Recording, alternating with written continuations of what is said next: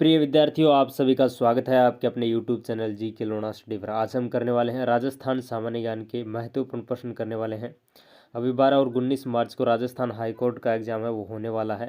Rajasthan high court LDC और उसके अलावा जो सभी पद हैं उन सभी के लिए कि प्रकार का पेपर है वो होने वाला है। राजस्थान जीके हिंदी और अंग्रेजी का पार्ट है वो उसमें होने वाला है। तो चलिए फिर महत्वपूर्ण प्रश्नों को स्टार्ट करते हैं। हम इन्हीं महत्वपूर्ण प्रश्नों में से जो प्रश्न है वो उठेंगे, क्योंकि हम अलग अलग हिंदी के, अंग्रेजी के और जीके के महत्वपूर्ण प्रश्नों की सीरीज लेकर आ रहे हैं। तो चलिए फिर स्टार्ट करते हैं। 1 नंबर प्रश्न है हमारा, वीरात्रा माता का मंदिर जिसे भोपा जनजाति की कुलदेवी का मंदिर कहा जाता है स्थित है। वीरात्रा माता है उसे भोपा जनजाति की कुलदेवी माना जाता है। भोपा जनजाति की कुलदेवी किसे माना जाता है? वीरात्रा माता को। और वीरात्रा माता का मंदिर है वो है कहाँ पर? तो बाड़मेर में स्थित है। तो जो हमारा ए नंबर ऑप्शन है वो एकदम सही हो जाएगा। वीरात्रा माता जिसे भोपा जनजाति की कुलदेवी माना जाता है और उनका जो मंदिर है वो बाड़मेर में स्थित है। अगला प्रश्न है 2 नंबर प्रश्न, निम्न में से कौन सा युग्म सुमेलित नहीं है?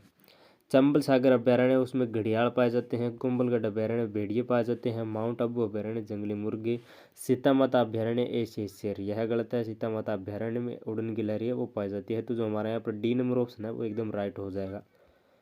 अगला प्रश्न है, राजस्थान में ब्रिटिश मैत्री संबंध के तहत राजस्थान में स्थापित होने वाली एकमात्र मुस्लिम रियासत थी। ब्रिटिश संधि के तहत राजस्थान में स्थापित होने वाली एकमात्र मुस्लिम रियासत थी। राजस्थान में ब्रिटिश मैत्री संबंध के तहत राजस्थान में स्थापित होने वाली एकमात्र जो मुस्लिम रियासत थी वो टोंक रियासत थी। तो जो हमारे यहाँ पर सी नंबर ऑप्शन है वो एकदम राइट हो जाएगा। राजस्थान में मुस्लिम रियासत जो कि ब्रिटिश संधि के तहत स्थापित होने वाली थी वो एक टोंक थी। तो जो हमारे यहाँ पर सी नंबर ऑप्शन है राइट हो जाएगा। अगला प्रश्न है 4 नंबर प्रश्न, रात्रि में सेना के चारों ओर चक्कर लगाने वाला घुड़सवार कहलाता था। रात्रि में सेना के चारों ओर एक घुड़सवार है वो चक्कर लगाता था सेना की देखरेख के लिए। उसे क्या कहते हैं?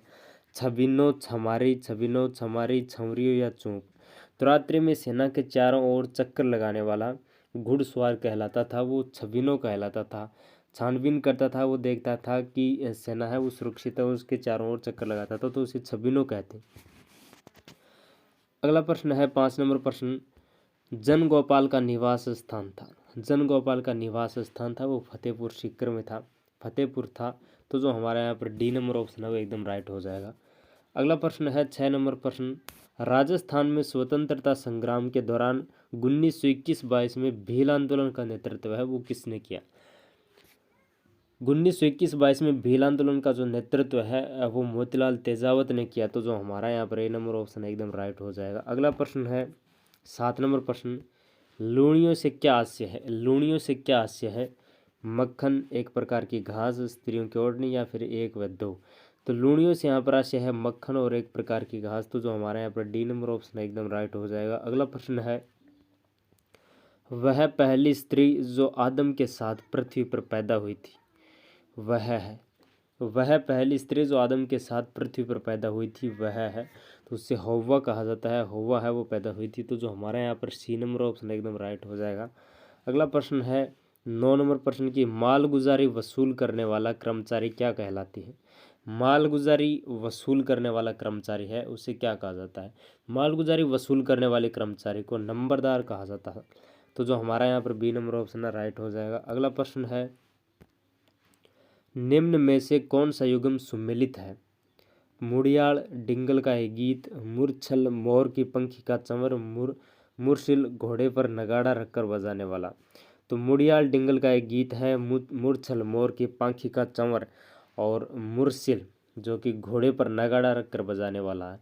तो तीनों ही ऑप्शन है वो एकदम सही है। तो जो हमारा डी नंबर ऑप्शन राइट हो जाएगा उपयुक्त सभी वाला। अगला प्रश्न है 11 नंबर प्रश्न की, आंगनियों से हास्य है। आंगनियों क्या है? शिरोभूषण, टीका, स्त्रियों के पैर का आभूषण, स्त्रियों के कान का आभूषण या फिर एक देसी खेल है। आंगनियों से क्या हास्य है?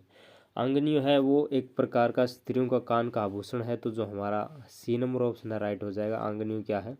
स्त्रियों के कान का आभूषण है। अगला प्रश्न है 12 नंबर प्रश्न, आयोग की शिकायतों पर कार्यवाही कितने वर्ष बाद होती है? आयोग की शिकायतों पर कार्यवाही कितने वर्ष के बाद होती है? आयोग की शिकायतों पर जो कार्यवाही है वो 3 वर्ष के बाद होती है। तो जो हमारा यहाँ पर ए नंबर ऑप्शन है वो राइट हो जाएगा। अगला प्रश्न है 13 नंबर प्रश्न, राज्य के साथ गुजरात की कितने जिलों की सीमा लगती है? राज्य के साथ गुजरात के 6 जिलों की सीमा है वो लगती है।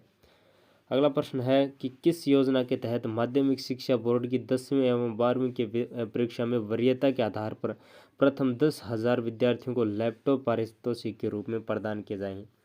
राजस्थान सरकार के द्वारा 10वीं और 12वीं के विद्यार्थियों को, जिसमें वरीयता के आधार पर, उच्च मेरिट के आधार पर 10,000 विद्यार्थियों को लैपटॉप है वो दिया जाएगा। यह कौन सी योजना से संबंधित है?